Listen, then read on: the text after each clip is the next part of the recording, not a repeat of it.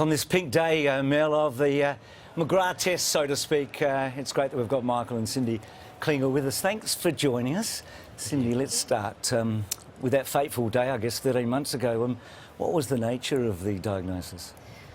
I started off with a sore back, went to the doctor, obviously got scans, blood tests. They sent me home, and then the next day called me back in and said, "We found some spots on your back," traced it back to breast cancer. It must have been pretty tough. Oh, it was. And we thought Cindy was going to go in for some scans to maybe get an injection, a cortisone injection to fix a joint problem, and 24 hours later we found out she had cancer, so it was it just came out of nowhere really for us. And Cindy, what about the treatment? What immediately happened? Well, as soon as I got diagnosed, amazing friends of ours who happened to be doctors got us in with the most phenomenal oncologist, and her name's Professor Arlene Chan, and sat down with her in her office, and she said, "This is what you have, this is what we're going to do to help you, and this is where I'm going to get you." And as soon as she told me that, everything just felt like it was going to be okay. You know, it was all unknown before then, and once I sat down with her and she said, "We're going to be doing chemo, radiation to help with the back pain, and then following on from that, just hormonal treatment and further treatment to treat the type of breast cancer that I have." Yeah, that was the treatment, and finished 6 months of chemo, and I did 2 weeks of radiation. Yep. And now I'm having treatment every 3 weeks to treat the type that I have. So for the process now going forward for you? Yeah, so the process is every 3 weeks I go in for treatment. It has no side effects on me. It's just another appointment in my diary that I have. I go in, have it done, come home and just resume back to normal daily life. And then on top of that, I've got to have scans every 3 months and have my usual oncologist appointment. But that's what I have to do now, and if that's what I have to do to keep me where I am, then I'll keep doing that. The results Cindy got after the initial 6 months of chemo were really good. Basically, the tumours in her breasts and lymph nodes had gone, and the regular treatments now just to treat the cancer in the bones and just make sure maintain it at very low levels and going forward. So she's in a really good place. Cindy, you've told us about the care with Professor Chan, and you're in great hands there, but what about support around you when all this sort of became known? Well, as soon as we got the call to go back to the doctor, we were on the phone to my parents and Michael's dad, and they flew in the next day. They live in Melbourne, they flew to Perth. All of our incredible friends in Perth rallied around us, and all of our friends in Melbourne, family in South Africa and around the world just rallied around us.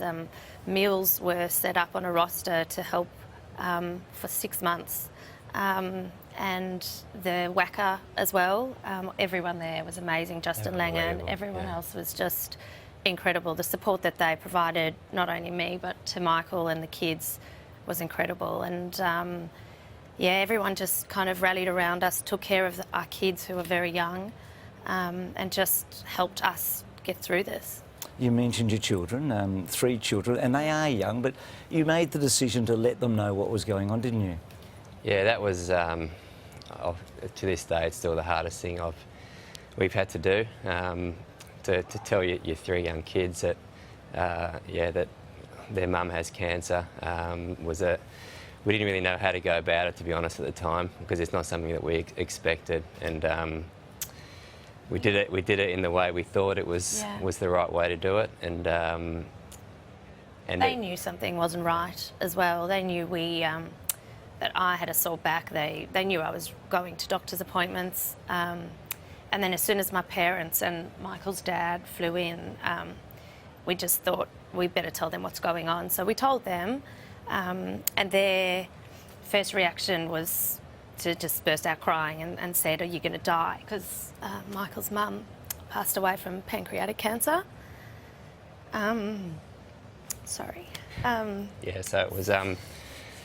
Once we were able to calm down in that situation, and we regrouped, and the kids actually were able to do that as well. And within a minute or two, then we were all able to discuss and explain that Mum was going to get strong medicine, and it might make her feel a little bit unwell and tired over the next 6 months, but it's going to fix the problem, and she'll be good after that. And it's amazing kids, they're so adaptable, and once we explained that to them, they came around quite quickly. And then, but yeah. I said to them I was going to be okay.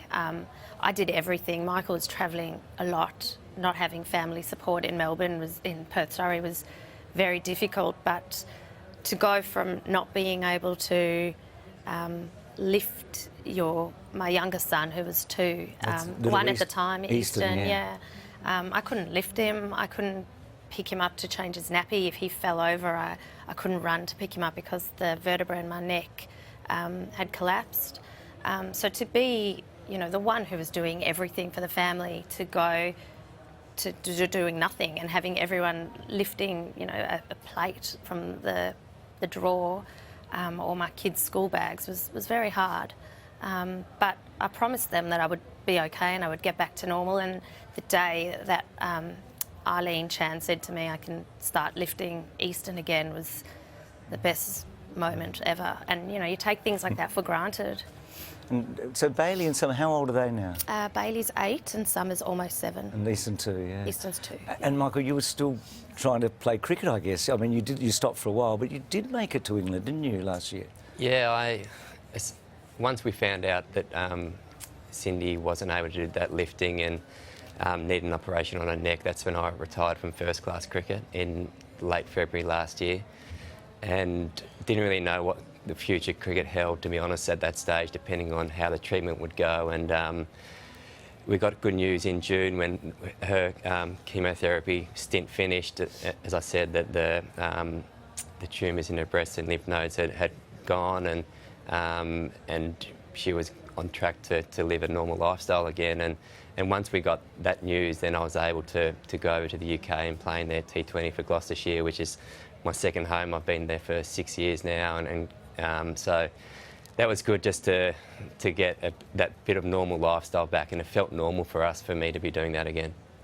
Well, it's an incredible story with really strong prospects and more to come after this. So we'll talk a bit more cricket with you and also the lifestyle with the Klingers right after. So this is the final of BBL 6 in late January 2017, and Michael Klinger doing what he does best, 71 and 49. The final, the Wacker really was the furnace this day and night, wasn't it? Yeah, it was. It was a fantastic result for us to win the Big Bash in front of your home crowd and have my family there watching the game.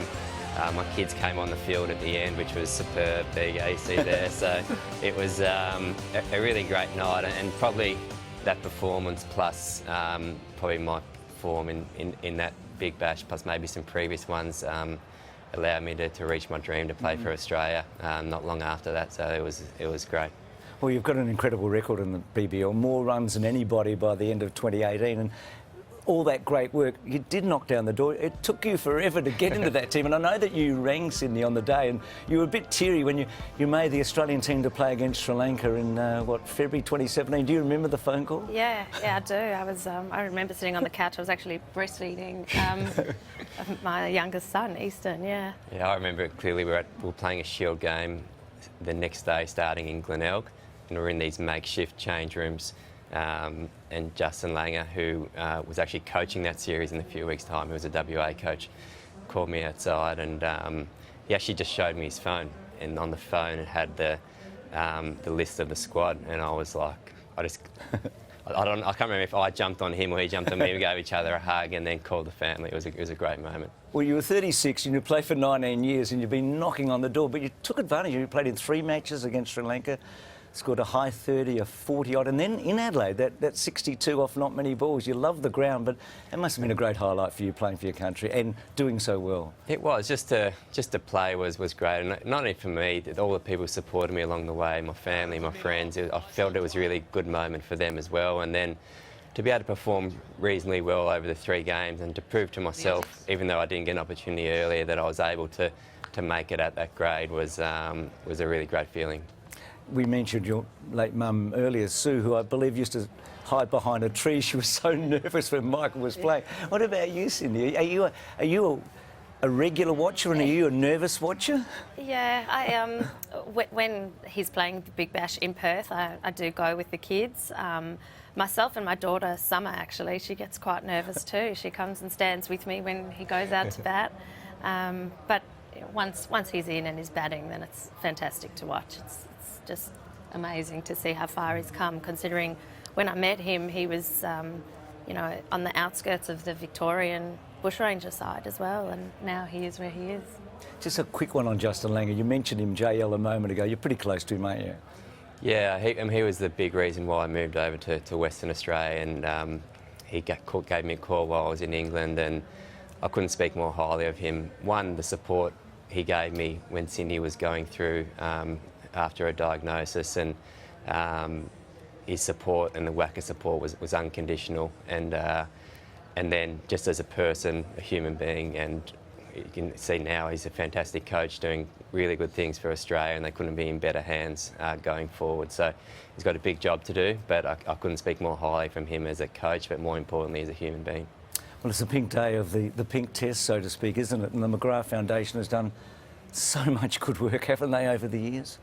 Yeah, they're amazing. And, you know, personally, I didn't have anything to do with any of their breast care nurses. I, like I said before, had amazing family and friends that surrounded us and just helped us through that moment, and that was what I needed at the time. But there are people out there that don't have that, and to have nurses like this to come and help them, not only emotionally but also from a medical side of things, to help them explain to them what you're going through, because you get thrown all this jargon, and when you don't understand it, to have someone explain that to you and sit down with you and just support you through that is amazing. And I think what they do is just wonderful. Particularly women who suffer breast cancer in remote areas who don't have access to this, and the McGrath nurses, they can use them for free, and they don't need doctor referrals, and it's amazing what they do, really. And for people who aren't maybe as lucky as us, who had so much support around us, they do a fantastic job.